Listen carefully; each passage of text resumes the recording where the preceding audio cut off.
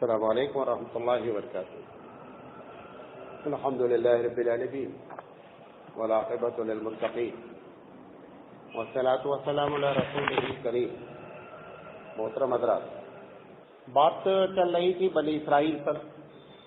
تو بنی اسرائیل کو شروع سے لے کر آخر تک جو اللہ نے توفیق دی وہ ہم نے آپ کے سامنے بیان کیا، اور موسیٰ علیہ السلام کی وفات پہ لا کر کے ہم نے اس کو ختم کیا.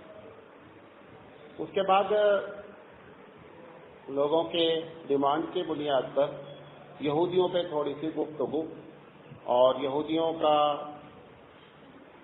جو موجودہ منصوبہ ہے وہ کیا ہے، اور نبی کریم صلی اللہ علیہ وسلم کے زمانے کے بعد سے ان کی مخالفت کی بنیادی وجہ کیا ہے.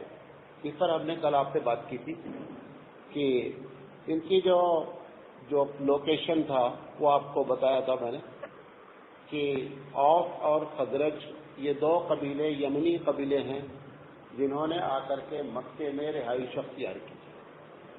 یہاں جب یہ لوگ فلسطین سے نکالے گئے تو ایسی شکل میں یہ وہاں سے مدینہ پہنچے. مدینہ میں رہنے کی بنیادی وجہ آپ کو بتائی تھی، کیونکہ ان کی کتابوں میں یہ لکھا ہوا تھا اور آج بھی لکھا ہوا ہے کہ ایک نبی آخری آنے والا ہے جس کا دار الہجرہ یعنی ہجرت کا جو گھر ہوگا وہ مدینہ ہوگا. لہذا انہوں نے فلسطین سے سیدھے اپنا ٹارگٹ جو ہے مدینہ بنایا کہ وہاں پہ جب وہ نبی آئیں گے تو ہم ان کا سپورٹ کریں گے، اور سپورٹ کر کے دوبارہ فلسطین پر حملہ کر کے اور فلسطین پر قبضہ کریں گے. تو وہ تین قبیلے بنیادی طور پہ تھے، بنو نذیر، بنو قریظہ اور بنو قینقاع.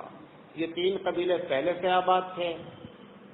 جب یمن کا ڈیم ٹوٹا اور وہاں سیلاب آیا تو وہاں سے یہ اوس اور خزرج پورا یمن کی تربیت ہوا.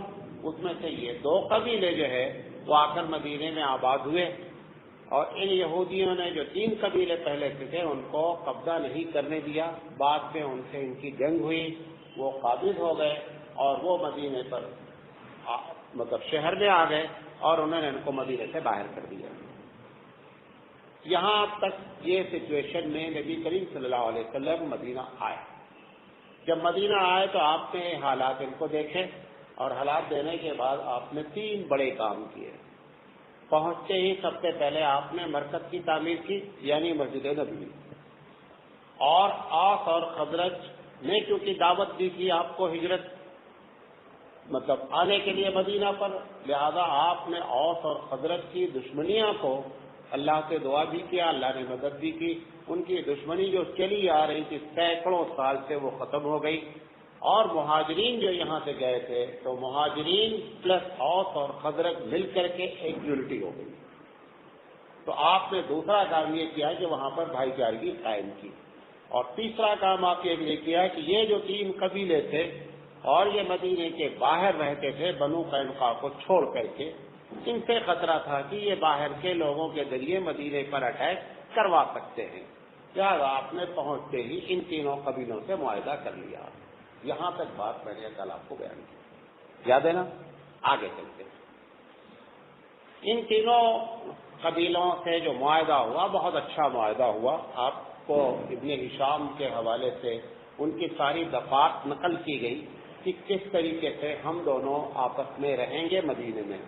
نبی کریم صلی اللہ علیہ وسلم جب یہاں آئے تو سب سے پہلی پرابلم یہ کھڑی ہوئی کہ عبداللہ بن ابی بن سلول کے تخت کے لیے تاج تیار تھا، اور اوس اور خزرج نے ان کو اپنا لیڈر مان لیا تھا، اور ان کی لیڈرشپ کا اعلان ہونے جا رہا تھا. اسی وقت میں نبی کریم صلی اللہ علیہ وسلم پہنچ گئے، اور جس کی وجہ سے اس کی لیڈرشپ ختم ہو گئی. لہذا اس نے اندر سے یہ طے کر لیا کہ ہم کو ہر حال میں دشمنی کرنی ہی کرنی ہے. یہ سب سے پہلا معاملہ جو ہے خراب ہوا. یہودی چونکہ سود کے بیاپاری تھے اور تعویذ گنڈے کے ذریعے لوگوں کو اپنے قبضے میں کیے ہوئے. جب نبی کریم صلی اللہ علیہ وسلم نے آخرت کی، ایمان کی، رسول کی، اس رسول کے ایمان لانے کی بات کی جس کو یہودی مانتے تھے، اور نبی کریم صلی اللہ علیہ وسلم نے صحیح تعلیم پیش کی تو یہودیوں کو یہ خطرہ لگنے لگا کہ ہم جو اب تک مذہبی لیڈر بنے تھے وہ لیڈرشپ بھی جانے والی ہے، کیونکہ نبی کریم صلی اللہ علیہ وسلم نے 2-2-4 کے طریقے سے بات کی۔ تیسرا ان کو خطرہ یہ محسوس ہو لگا کہ ہم جن چیزوں کو اب تک صحیح کہہ کے پبلک کو بیوقوف بناتے رہے وہ لیکیج ہمارا باہر آنے کے پورے چانسز ہو گئے۔ یہ بھی ایک بنیادی وجہ بنی ان کے دشمنی کی، کیونکہ نبی کریم صلی اللہ علیہ وسلم کا مشن نہ مسجد تھا اور نہ تسبیح پڑھانا تھا اور نہ کوئی ایک پارٹیکولر چیز تھی۔ نبی کریم صلی اللہ علیہ وسلم کا مشن زندگی کے ہر شعبے کو پروردگار عالم کے مزاج، پروردگار عالم کے قانون کے تحت پوری دنیا کو قائم کرنا، یہ آپ کا مشن تھا۔ جب آپ نے ہر فیلڈ میں کام شروع کیا تو یہ لوگ جو جادو اور ٹونا اور تعویذ یہ سب جو کرتے تھے اس کے خلاف نبی کریم صلی اللہ علیہ وسلم نے جب باتیں کی نا تو ان کو لگا کہ ہمارے پیٹ پر بھی لات مارا جا رہا ہے۔ اور اس سے بڑھ کر کے اللہ کے رسول صلی اللہ علیہ وسلم نے گھر کے حجۃ الوداع پہ قانونی لحاظ سے سود کو حرام کیا، لیکن سماجی زندگی میں مدینہ پہنچتے ہی آپ نے اس کو نیگلیکٹ کرنا شروع کر دیا تھا کہ یہ سود جو ہے یہ ایک ظلم ہے، اور پوری یہودیت ڈپینڈ کرتی تھی کس کے اوپر؟ آج بھی ساری یہودیت ڈپینڈ کرتی ہے سود کے اوپر۔ ان کی جتنی اکنامکس ہے اگر سود اس میں سے مائنس کر دیا جائے تو چوراہے پہ کھڑے ہو جائے۔ لہذا اللہ کے رسول صلی اللہ علیہ وسلم نے جو سود کے خلاف آواز اٹھائی، ان کے مذہبی گندگیوں کے بارے میں آواز اٹھائی، تو ان لوگوں نے طے کر لیا کہ صاحب یہ جو وہ رسول ہیں یہ مسجد والے نہیں ہیں، یہ تو جھنڈا گاڑنے کے پروگرام میں ہیں، اور وہ جھنڈا جو کہ پروردگار عالم کے قانون کے تحت ہوگا۔ یہ بھی ایک ان کی بنیادی وجہ دشمنی کی ہوئی۔ اللہ کے رسول صلی اللہ علیہ وسلم انہوں نے سوچا تھا کہ ایک سیاسی لیڈر کی طریقے سے نبی کریم صلی اللہ علیہ وسلم آئیں گے اور اپنا کوئی سیاسی لیڈر بن جائیں گے، ٹھیک ہے۔ انہیں نہیں معلوم تھا کہ ہر شعبے کے یہ رہنما بن جائیں گے، اور ہر شعبے میں بیک وقت، کیونکہ آپ کی مدینہ کی جو ٹوٹل لائف ہے وہ 10 سال ہے۔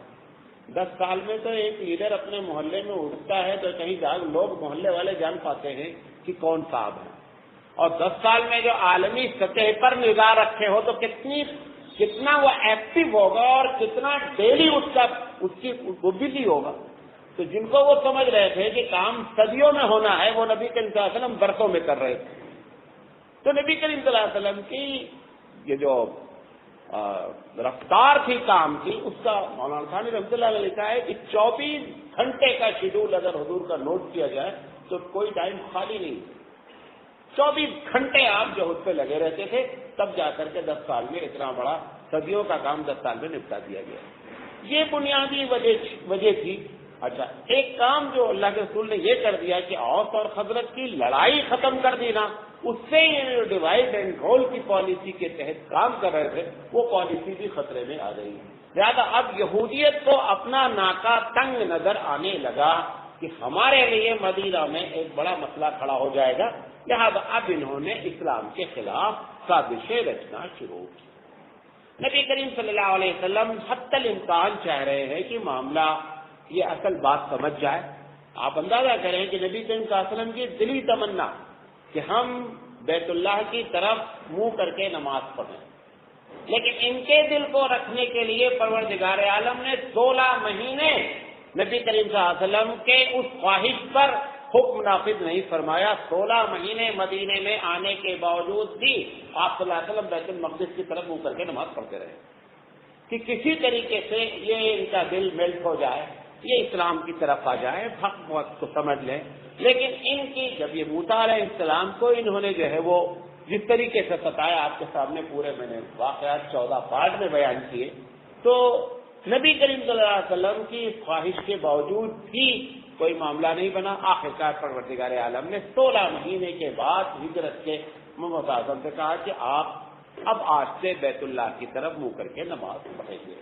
جس دن انہوں نے بیت اللہ سے منہ کر کے نماز پڑھنے کا اعلان کر دیا، یہ یہودیت کے لیے آخری کیل تھی۔ وہ یہ سمجھ گئے کہ اب ہمارے سے ان کا کوئی کمپرمائز ہونے کے چانسز نہیں ہیں۔ ابھی تک تو یہ تھا کہ چلو بھائی ادھر منہ کر کے نماز پڑھتے ہیں، بیت المقدس کا بھی احترام اپنی جگہ ہے، لیکن قبلے کا چینج ہونا ان کے لیے گویا ہے سینے پر سانپ لوٹ گیا. تو یہ ساری وجوہات بنی جس کی وجہ سے انہوں نے دشمنیاں شروع کی. وہ دشمنیاں کیسے شروع کی وہ آپ کو بتاتے ہیں کہ کیا کیا دشمنی انہوں نے شروع کی. سب سے پہلے تو انہوں نے علمی لحاظ سے باتیں شروع کی. قرآن مجید میں بھی بہت سے سوالات یہودی خود بھی کبھی کبھی پبلک کو تیار کر کے کہ جاؤ یہ نبی اگر ہے تو ان سے سوال کرو, ان کو اگر یہ نبی ہوں گے تو جواب دیں گے. پورے سورہ یوسف جو نازل ہوئی وہ صرف ان کے سوال کی بنیاد پر نازل ہوئی. ٹپیکل سوال انہوں نے کیا وَيَسْأَلُونَكَ عَنِ الرُّوحِ, محمد اعظم یہ روح کیا چیز ہے؟ نبی کریم صلی اللہ علیہ وسلم کو اللہ نے بتایا کہیے قُلِ الرُّوحُ مِنْ أَمْرِ رَبِّي, میرے رب کا ایک حکم ہے. پھر آپ نے فرمایا ان سے یہ بھی کہہ دیجئے کہ اگر میں اس کو ایکسپلین بھی کروں تو تمہارا بھیجا اس لائق نہیں ہے کہ اس چیز کو سمجھ سکو. وَمَا أُوتِيتُم مِّنْ عِلْمٍ إِلَّا قَلِيلٌ, تم کو اتنا علم ہی نہیں ہے کہ روح کے بارے میں تم سمجھ سکو. ایسے ٹپیکل سوالات لا کر کے پیش کرنا تاکہ یہ بات پبلک میں عام ہو سکے کہ یہ صاحب نبی نہیں. یہ پہلا انہوں نے کام کیا. پہلا تو مطلب نمبر نہیں کرا, مطلب یہ مدینے میں ان کے بعد ایسی سچویشن پیدا کی. کچھ لوگوں نے جان بوجھ کر ارادے سے اسلام قبول کیا کہ تاکہ بعد میں مرتد ہو جائیں. جب مرتد ہو جائیں تو لوگوں کے سامنے یہ پیش کریں کہ ہم تو اندر تک گھس کر دیکھ کر آئے ہیں کہ یہ کھوکھلا ہے. حالانکہ جس دن انہوں نے اسلام قبول کیا اسی دن یہ پلاننگ ہے کہ اس کو توڑنا بھی ہے.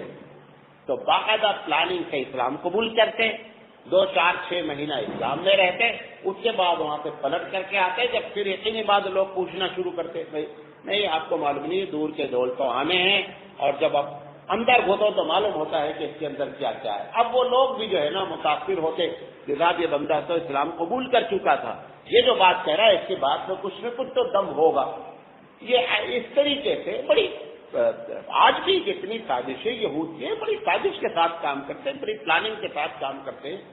تو اللہ کے رسول صلی اللہ علیہ وسلم کے ساتھ انہوں نے یہ تیسرا یہ کام کیا کہ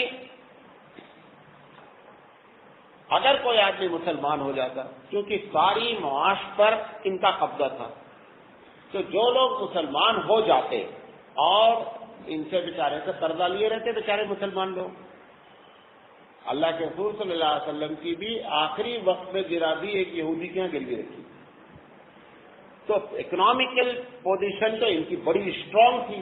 تو جب وہ قرضہ لے لیا ہوتا اور اسلام قبول کرتا تو جیسے اس کے بارے میں اسلام ہوتا اب اس کو کیا کرتے تقاضا کرنا شروع کرتے پیسہ ہمارا لاؤ. حالانکہ ویسے ڈیل دیے رہتے, جیسے معلوم ہو جاتا کہ کوئی بندہ مسلمان ہو گیا ہے اور ہمارا پیسہ لیا ہے پیسہ واپس کرنا شروع کر دیتے. اور اگر اس کا پیسہ ان کے پاس ہوتا تو کہتے کہ بھائی ہم نے تم سے میں نے پیسہ لیا تو تم ایک مذہب پر تھے, آج تمہارا مذہب بدل گیا رہتا پیسہ ختم. بھائی کون سی پالیسی پیسہ ختم؟ بھائی مذہب کے بدلنے سے پیسہ بدلنے کا کون سا تعلق ہے؟ تو یہ اس طریقے سے بھی ان کو بتاتے تھے. اسی درمیان میں جنگ بدر واقع ہو گئی.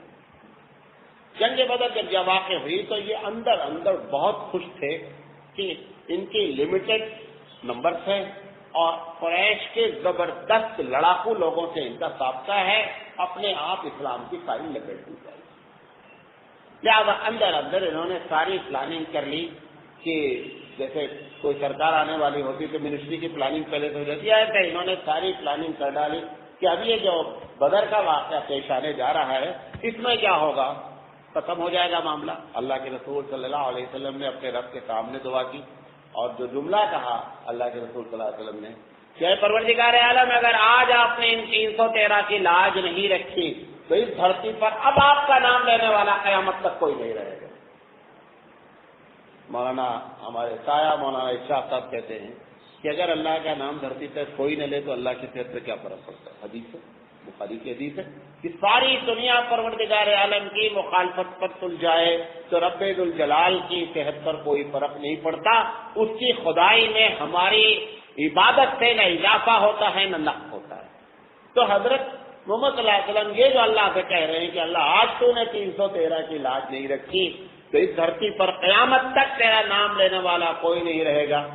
مولانا اشاق صاحب کہتے تھے ہمارے تایا, کہتے تھے کہ یہ نبی کریم صلی اللہ علیہ وسلم کا اپنے رب سے پیار کی انتہا ہے. اور وہ لاڈ میں یہاں تک کرے گئے، اور یہ جملہ آپ صلی اللہ علیہ وسلم نے فرمایا، اور یہ ایک مرتبہ نہیں کہا، مانگتے رہے، دعا مانگتے رہے۔ ابو بکر صدیق رضی اللہ تعالیٰ عنہ پیچھے کھڑے تھے، وجہ کیا تھی؟ سامنے لشکر ہے 1000 سے زیادہ کا جو مسلح ہیں، ٹکا پارٹی اور ڈانس کرنے کی عورتیں ساتھ آئی ہوئی ہیں کہ جنگ جیتنی ہی جیتنی ہے، اور اس کے بعد یہاں پر ٹکا پارٹی ہوگی اور ڈانس ہوگا۔ نبی کریم صلی اللہ علیہ وسلم اور ان کے ساتھ 313 لوگ کو پریشرائز کرنے کے لیے یہ ساری چیزیں پہلے سے ہو رہی ہیں، اور ان کے پاس نہ کیونکہ جنگ کی تیاری نہیں تھی، اسلحہ موجود نہیں ہے، کسی کے پاس کھجور کی شاخ ہے لڑنے کے لیے، ایسے میں اللہ کے رسول صلی اللہ علیہ وسلم کے سامنے سوائے رب پر بھروسہ کرنے کی کوئی چیز نہیں تھی۔ اللہ نے کے دربار میں ہاتھ اٹھایا اور گھنٹوں مانگتے رہے۔ حدیث میں آتا ہے ابو بکر صدیق رضی اللہ تعالیٰ عنہ فرماتے ہیں کہ آپ کے کاندھے سے بار بار چادر گر جاتی تھی اور آپ چادر اٹھاتے اور دعا مانگتے رہتے۔ ابو بکر صدیق رضی اللہ تعالیٰ عنہ نے آخر میں کہا محمد صلی اللہ علیہ وسلم سے کہ اللہ رسول اب بس کر دیجیے، اللہ نے آپ کی دعا قبول کر لی، کیونکہ جس انداز میں اور جس گڑا کر کے حضور نے جنگ بدر کی دعا مانگی ہے تو یقینی بات ہے کہ دل کو ہلا دینے والی ہے۔ بہرحال رب ذوالجلال نے نبی کے مطابق کی دعا قبول کی، اور جنگ بدر میں بھی پہلی جنگ ان کے سارے جتنے قریش کے لیڈر تھے 2 کو چھوڑ کر سب مارے گئے۔ ایک ابو سفیان بچ گئے، ابو سفیان کی قسمت پہ اللہ نے ایمان رکھا تھا، ابو سفیان بچ گئے، اور دوسرا ابو لہب بچ گئے، بقیہ کوئی لیڈر بچا ہی نہیں، 72 کے 72 لوگ مار دیے گئے۔ یہودیوں کے کیسے زمین فرق ہوئی، یہ یہاں جو پارٹی اور منسٹری یہ بنانے والے تھے ان کے زمین فرق گئی کہ یہ 313 لوگ نہتھے لوگوں نے قریش کے چھکے چھوڑا دیے۔ تو ان کا ایک لیڈر تھا کعب بن اشرف، سردار کا، یہ بڑا عجیب و غریب شخصیت ہے، شاعر، زبردست شاعر ہے، بہت پیسے والا ہے، تمام یہودی علماء کو اس وقت یہ اسکالرشپ دیتا تھا، جتنے بھی یہودی علماء تھے سب کی لیڈنگ اس کے ہاتھ میں تھی اور سب کو اسکالرشپ دیتا تھا۔ جب نبی کریم صلی اللہ علیہ وسلم پہلی مرتبہ مدینہ آئے تو اس نے ان سارے یہودی علماء کو کال کیا، کال کرنے کے بعد کہا کہ آپ لوگ ان کے بارے میں کیا رائے رکھتے؟ تو اسے ان لوگوں کو نہیں معلوم تھا کہ حضرت ہمارے مخالف ہیں۔ انہوں نے کہا کہ جتنی باتیں توریت میں کہی گئی ہیں آخری نبی کے بارے میں وہ سارے سائن اس نبی میں پائے جاتے ہیں، اور بہتر یہ ہے کہ ہم سب لوگ مسلمان ہو جائیں۔ جب اس نے یہ بات سنی کعب بن اشرف نے، اس نے کہا ہے کہ اس وقت ہمارے حالات اکنامکلی اچھے نہیں، ہمیشہ وظیفہ ہر مہینہ دے رہا ہے، کہہ رہا میرے حالات اچھے نہیں ہیں لہذا میں آپ کو وظیفہ نہیں دے پاؤں گا۔ علماء کو ہمیشہ خریدا جاتا ہے، کچھ لوگ بک جاتے ہیں کچھ نہیں بکتے ہیں، لیکن کہانی بڑی پرانی ہے، علماء کو خریدنے کی کہانی بڑی پرانی ہے۔ نبی کریم صلی اللہ علیہ وسلم سے بھی قریش نے کہا تھا محمد صلی اللہ علیہ وسلم آپ کو چاہیے کیا، یہ بتائیے، پیسہ چاہیے، آپ کو سرداری چاہیے، آپ کسی لڑکی سے محبت کرتے شادی چاہیے، آپ کو بیماری ہے علاج چاہیے، ہم سب کچھ کرنے کے لیے تیار ہیں، لیکن آپ اپنے مشن سے باز آ جائیں۔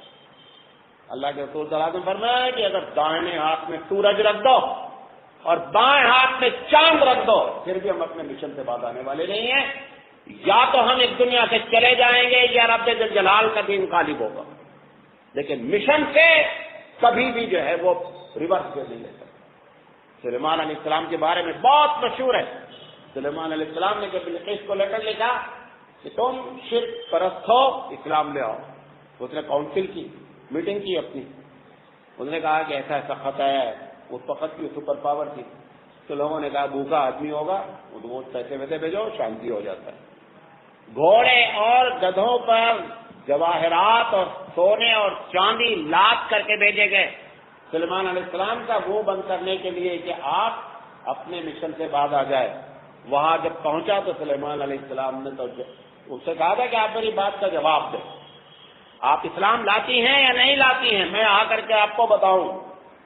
اور سلیمان علیہ السلام کو معلوم ہے کہ ہوا بھی اللہ تعالیٰ نے ان کے قبضے میں دے رکھی تھی اور جن کی بڑی قوت ان کے ساتھ تھی۔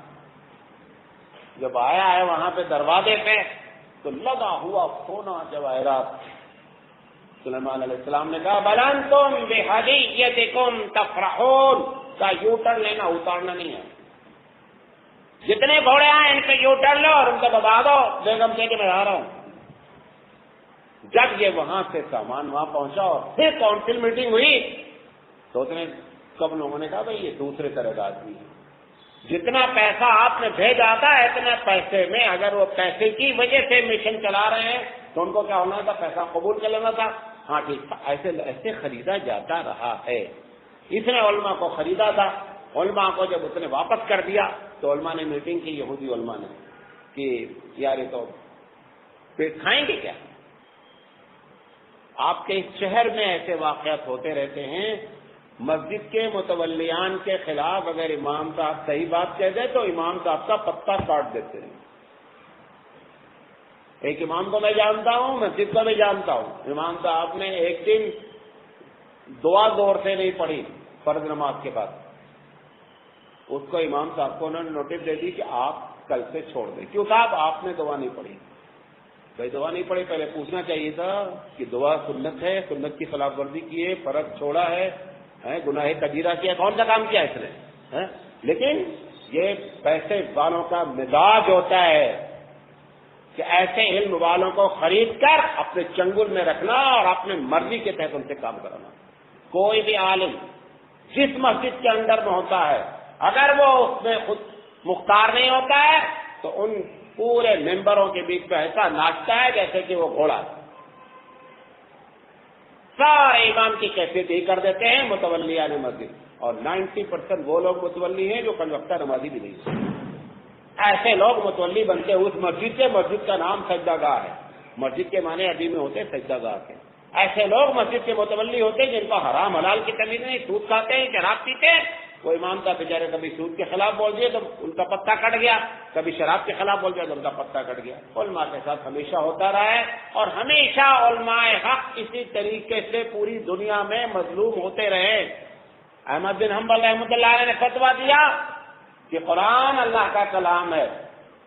بادشاہ نے کہا نہیں، قرآن اللہ کی مخلوق ہے. انہوں نے کہا اگر مخلوق مانیں گے تو مخلوق کو موت لازم ہے. امام احمد بن حنبل نے کہا اس بنیاد پر یہ اللہ کا کلام ہے، مخلوق نہیں ہے. بادشاہ نے کہا میں جو کہہ رہا ہوں وہ مانو. امام احمد بن حنبل نے کہا نہیں مانیں گے. روزے کی حالت میں ہر کوڑا تازہ دم جلاد مارتا تھا اور پوچھتا تھا امام احمد بن حنبل تمہاری کیا رائے؟ اور جلاد تھک گیا. امام احمد بن حنبل رحمۃ اللہ علیہ کی جگہ پہ کھڑے رہے. حدیث واقعات میں آتا ہے، کئی واقعات میں کہ پوری پیٹھ خون سے تر بتر ہو گئی. لیکن امام احمد بن حنبل نے کہا کہ میں کبھی بھی اپنے فتوے سے رجوع نہیں کر سکتا، تم جو چاہے کرو. ایک چور بند تھا، اس کا ہاتھ کٹ چکا تھا، پیر کٹ چکا تھا. اس چور نے احمد بن حنبل رحمۃ اللہ علیہ کو نصیحت کی کہ احمد بن حنبل میں چور ہوں، میں نے چوری کی، میرا دائنا ہاتھ کٹ گیا، چوری کی بایاں ہاتھ کٹ گیا، پھر چوری کی پیر کٹ گیا، پھر چوری کی، لیکن میں نے طے کر رکھا چوری نہیں چھوڑوں گا. تم حق پر ہو، اگر ہم باطل پر جم سکتے ہیں تم حق پر نہیں جم سکتے ہو. احمد بن حنبل رحمۃ اللہ علیہ فرماتے ہیں مجھے زندگی میں کبھی کسی سے اتنی نصیحت نہیں ملی جتنا اس چور نے مجھے نصیحت دی.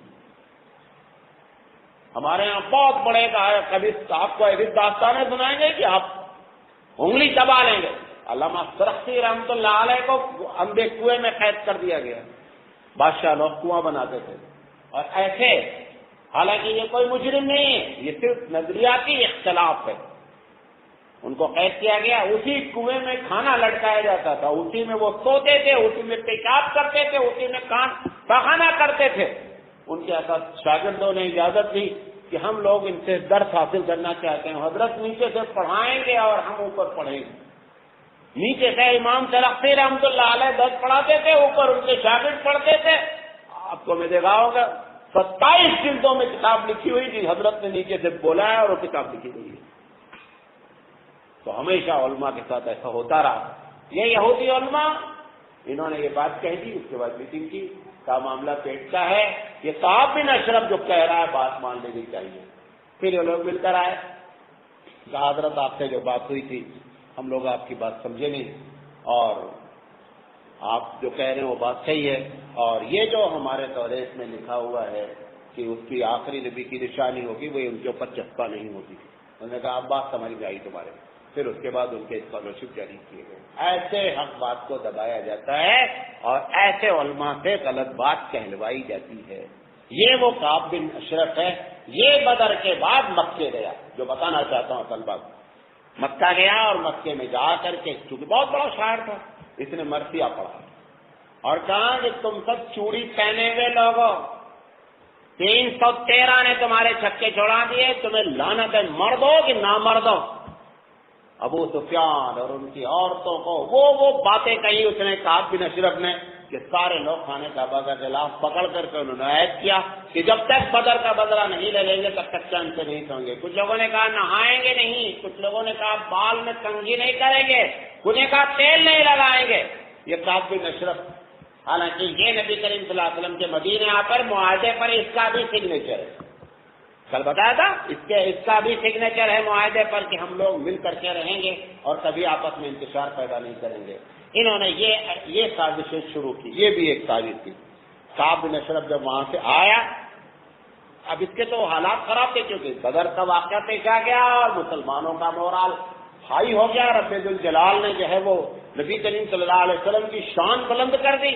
ایمان والوں کا ایک ولولہ ہو گیا لوگوں کے دل میں. وہاں سے آیا, آنے کے بعد چونکہ پیسے والا تھا, لہذا شاعر بھی تھا, لہذا اس نے مسلم عورتوں کے نام لے لے کر کے عشقیہ اشعار شروع کیے اور یہ کہا کہ یہ میں ان سے بہت پرانی ہماری محبت چلی آ رہی. اشارہ شعر اور بازاروں میں بیٹھک کرنا اور بازاروں میں شعر پڑھنا, یہ ساری بات ہوتی رہی اور رحمت للعالمین سب دیکھ رہے ہیں اور ساری باتیں سمجھ رہے ہیں کسی طریقے سے معاملہ نرمی سے ہو جائے. حالانکہ اس وقت مسلمان اس پوزیشن میں جنگ بدر کے بعد آ چکے تھے کہ نفسیاتی طور پر سارے لوگ اپنے آپ کو نیچے سمجھنے لگے تھے کہ قریش کو ہرانا کوئی چھوٹا موٹا کمال نہیں تھا, کیونکہ قریش نے یہ بھی عقیدہ رکھا تھا کہ ہم بیت اللہ کے متولی ہیں, رب ذوالجلال سے ہمارا ڈائریکٹ تعلق ہے. جیسے ہندوستان کے بعد مغل بادشاہ اپنے آپ کو دل الہی کہتے تھے, معلوم آپ کو, اکبر بھی اپنے آپ کو دل الہی کہتا تھا. مطلب کیا ہے کہ ہم لوگ جو بادشاہ ہیں ایسا نہیں ہے کہ بائی چانس بادشاہ بن گئے ہیں, یہ رب کی طرف سے ہم لوگ اپوائنٹڈ ہیں. لہٰذا وہ اپنے آپ کا ٹائٹل کہتے تھے دل الہی, اللہ کا سایہ, یعنی ہم اللہ کا اپوائنٹڈ لوگ ہیں. جاپان کا ایک زمانے تک بادشاہ یہ کہتا رہا کہ ہم لوگوں کی جو بادشاہ تھے یہ اوپر سے آلریڈی نامینیٹڈ ہے, لہذا ہم خدا کی جگہ پر اس زمین میں ہیں. جب امریکہ نے ہم پر حملہ کیا اور ناگاساکی اور ہیروشیما پر کے بم داغا گیا اور جاپان کی جب حالت خراب ہوئی تو اس نے آ کر کے پبلک کے سامنے اقرار کیا جاپان کے بادشاہ نے کہ آج تک میں تم کو دھوکہ دیتا رہا, میں خدا نہیں ہوں, خدا کبھی ہارتا نہیں ہے, خدا کبھی ہارتا نہیں ہے. یہ لوگ اللہ کے رسول صلی اللہ علیہ وسلم ساری باتوں کو نوٹ کر رہے ہیں اور ان کو کسی طریقے سے معاملہ بن جائے, لیکن معاملہ بننے کے لیے تیار نہیں.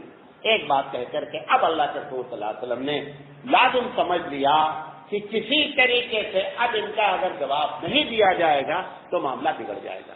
نبی کریم صلی اللہ علیہ وسلم نے ان کو جو جواب دیا اس میں سے سب سے پہلا جواب یہ دیا کہ ایک دن آپ نے کہا کہ سب سے پہلے تو کعب بن اشرف کا قتل جب تک نہیں ہوگا معاملہ نہیں بنے گا.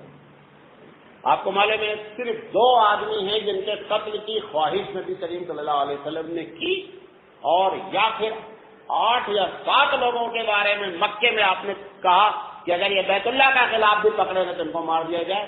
اس میں سے اکثر لوگ چھوٹ گئے, لیکن 2 لوگوں کے بارے میں آپ نے کہا. اور یہ بھی ایک کام اس نے کیا کعب بن اشرف نے کہ کعب بن اشرف نبی کریم صلی اللہ علیہ وسلم کے شان میں گستاخی میں وہ اشعار کہتا تھا جس کا حقیقت کیا مطلب دور دور سے کوئی ریلیشن نہیں.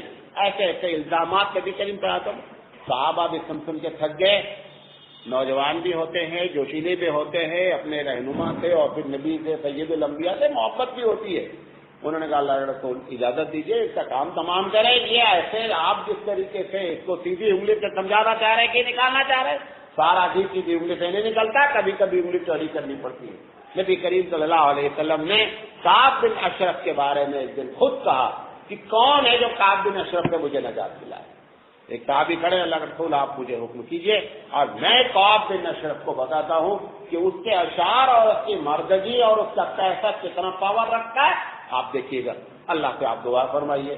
نبی کریم صلی اللہ علیہ وسلم نے یہ محمد بن اسلمہ غالباً ان کا نام ہے، یہ 3 صحابی سے مل کر کے انہوں نے پلاننگ کی۔ اللہ کے رسول صلی اللہ علیہ وسلم نے فرمایا کہ جب جا رہے ہو تو ساتھ سے مشورہ کر لینا پہلے، اور اس کے بعد سفر کرنا۔